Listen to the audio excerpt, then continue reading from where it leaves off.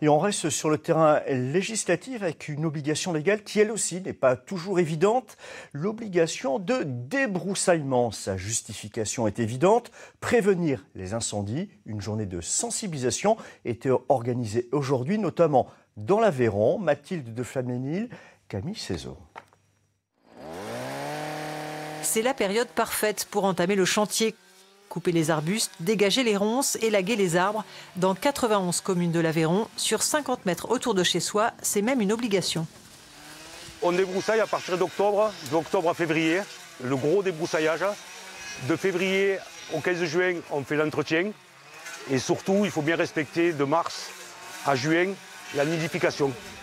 Entre respect de la biodiversité et protection contre les incendies, un équilibre cher au territoire, marqué il y a quelques années par le phénomène de méga-feux, 1300 hectares détruits en l'espace de quelques jours.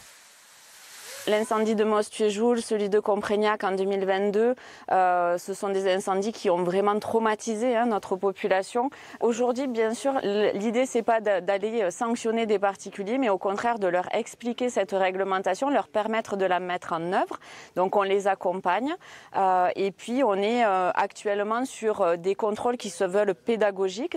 Informer les maires, conseiller les habitants. Une campagne lancée par la communauté de communes Millau-Grand-Causse qui propose l'intervention de référents sur le terrain pour accompagner le plus de monde possible.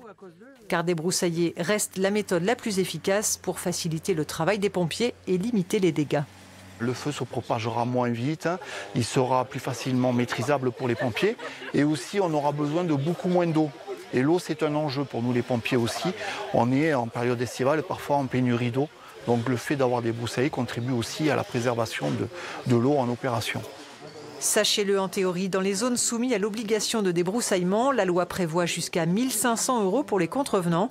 Enfin, en cas d'incendie partant d'un terrain non entretenu et causant d'importants dégâts, la sanction peut être portée à 1 an de prison et 15 000 € d'amende.